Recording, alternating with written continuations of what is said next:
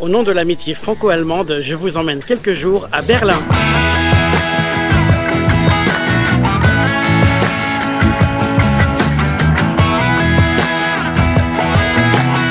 Voilà, je viens de descendre du train après 6h30 de trajet au départ de Strasbourg. Pourquoi j'ai pris le train? Tout simplement parce qu'il n'y a pas besoin d'arriver 2 heures avant comme un aéroport et puis ça permet d'arriver aussi directement en centre-ville. Sachez également que j'ai payé 140 € le billet de train aller-retour au départ de Strasbourg avec un petit arrêt à Francfort. Donc il y a un réel intérêt économique. Le parvis de la gare est plutôt animé et ça fait du bien de commencer ce séjour en musique. J'avais réservé l'hôtel Mercure Berlin Mitte, un hôtel au sud de la ville à 50 mètres d'une station de métro. Plutôt pratique. Voilà, je viens d'acheter la casquette à l'effigie de la ville de Berlin. Je vous emmène maintenant direction la porte de Brandebourg.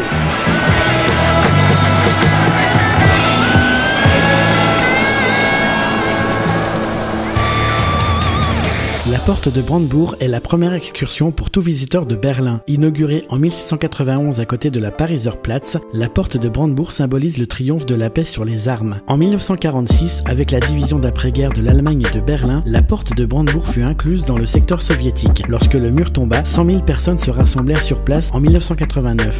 À quelques pas de là se trouve le siège du Parlement, le Bundestag.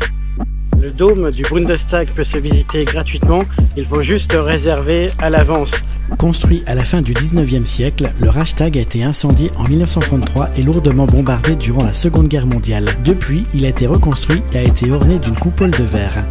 Après avoir passé le contrôle de sécurité digne d'un aéroport, un ascenseur nous emmène sur le toit du Parlement. La vue à 360 degrés est magnifique, d'autant plus que la météo du jour est clémente. Une fois à l'intérieur de la coupole, une passerelle en spirale longe les bords de la paroi pour atteindre le sommet. Je sors du dôme du Bundestag, une visite qu'il fallait donc préparer, je vous le disais tout à l'heure. Je ne regrette vraiment pas parce que cette affaire, c'est gratuit et en plus les yeux de guide qui sont fournis donnent des explications plutôt très claires.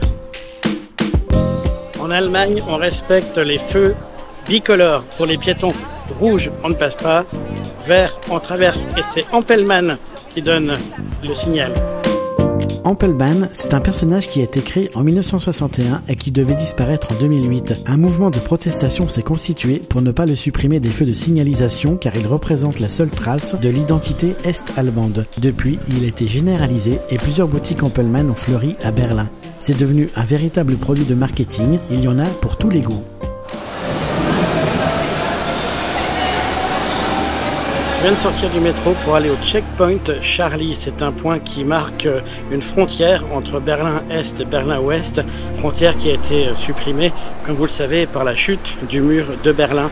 Il y avait d'autres points de passage, mais le checkpoint Charlie était le plus connu. Il était contrôlé par les Américains. Historiquement, le site est important car il fonctionna entre 1961 et 1990 comme principal point d'entrée et de sortie des diplomates, des journalistes et des non-allemands qui étaient autorisés à entrer en RDA avec un visa d'1 jour. À Berlin, il n'est pas rare de tomber sur des pavés qui marquent la trace du mur. On tombe souvent dessus par hasard, une plaque est toujours scellée dans les pavés pour le repérer. Je vais maintenant vous emmener vers un mémorial qui rend hommage aux Juifs d'Europe assassinés pendant l'Holocauste.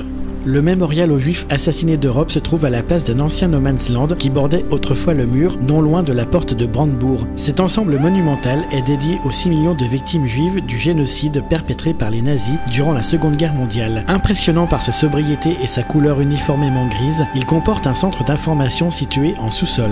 Aujourd'hui, il pleut, c'est pas terrible. Alors ce que je vais faire, c'est que je vais aller me promener au Mall of Berlin, un très grand centre commercial. Et vous y trouverez tout ce que vous voudrez, à commencer par une concession Tesla. Le centre a été inauguré en 2014 et comprend 300 magasins.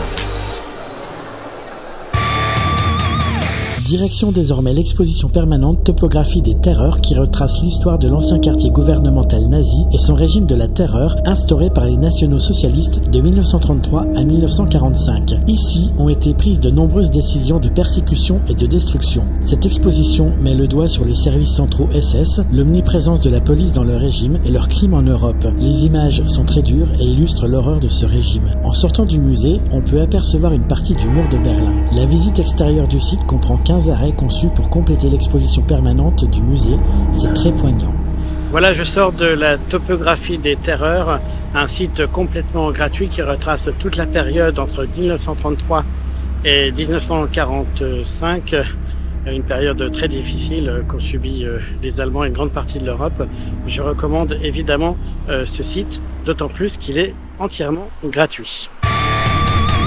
C'est le deuxième jour complet à Berlin. Je vais vous faire visiter la cathédrale, la grande cathédrale de Berlin qui a été inaugurée en 1905.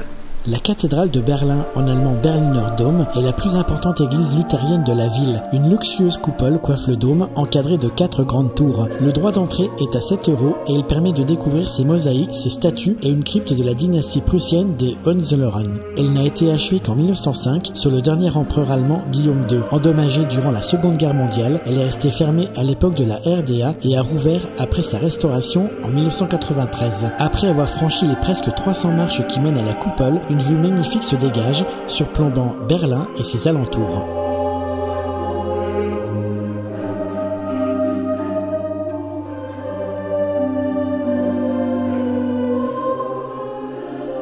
Et maintenant, direction Alexanderplatz.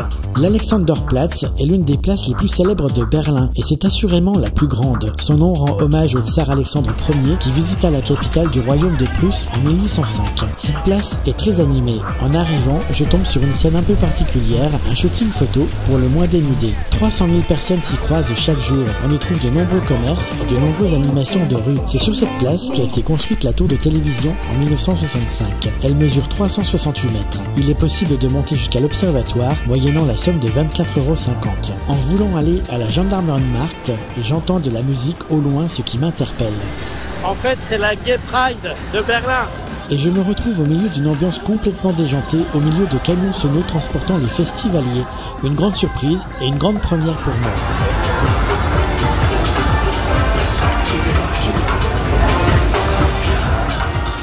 Voilà, retour au calme après ce défilé tout en musique. Je suis sur la Gendarmenmarkt. Malheureusement, on ne peut pas gagner à tous les coups. C'est en travaux. Regardez, je ne peux même pas y accéder. Bon, ce n'est pas grave, j'en profite pour me rendre à l'est de la ville, à la découverte de la East Side Gallery. Il s'agit d'une partie du mur de Berlin conservée sur 1,3 km de long et sur lequel des artistes ont peint des fresques. C'est un véritable musée gratuit à ciel ouvert. Elle est constituée de 118 peintures d'artistes issus de 21 pays. Les premiers tableaux ont été peints tout de suite après la chute du mur. Voici le tableau le plus célèbre, le baiser de l'amitié entre Erich Honecker et Léonid Brejnev. Abîmé par le temps, une restauration a été menée en 2009 par les artistes eux-mêmes.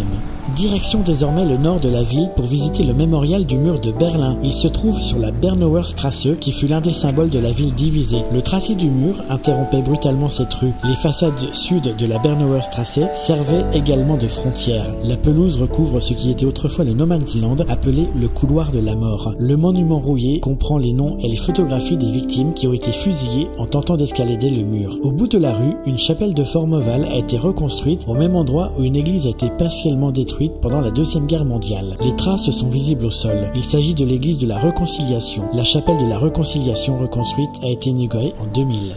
Voilà, c'est la fin de la visite de ce parc qui est un mémorial qui décrit vraiment ce qu'ont vécu les Berlinois au moment de la séparation entre l'Est et l'Ouest. On se rend compte également du dimensionnement du mur et l'histoire qu'a vécu Berlin à l'époque est vraiment émouvante. À quelques mètres de là, le Bellas Café. J'ai découvert ce lieu par hasard sur internet. Il s'agit d'un salon de thé au décor rose. Il attire une clientèle plutôt jeune à la quête d'un moment de convivialité. En commandant un café et en envoyant ma photo par WhatsApp, on m'a servi un selfie coffee. Une petite pépite à 6,50 € tout de même, mais le propriétaire est accueillant et je recommande vivement ce lieu.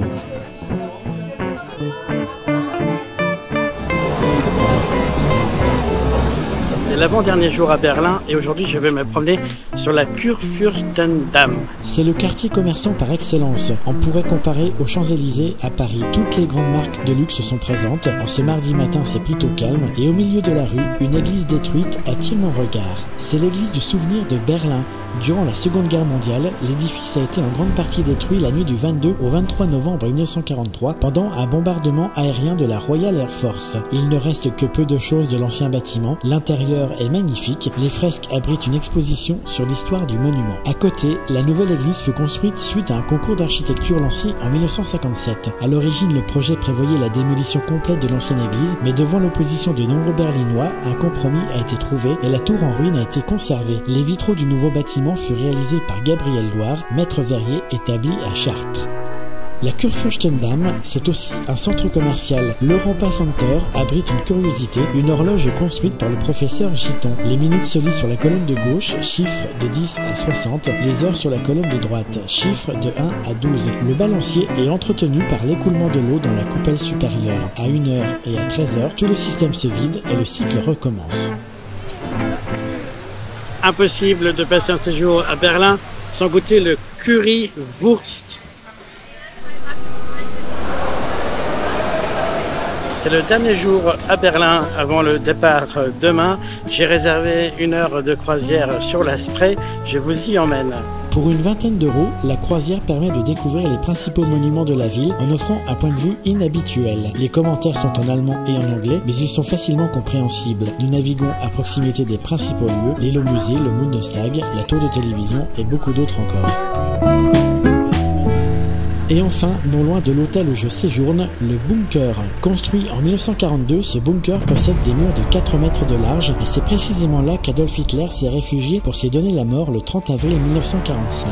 Il n'est pas possible de filmer à l'intérieur, mais une photo permet de voir son bureau où il est passé précisément à l'acte. Ce musée n'est pas très connu, mais cette visite est à faire. C'est ainsi que s'achève ce séjour à Berlin. Je vous invite à vous abonner à cette chaîne si vous voulez suivre mon périple à travers l'Europe. Je vous dis à très bientôt pour un nouveau voyage.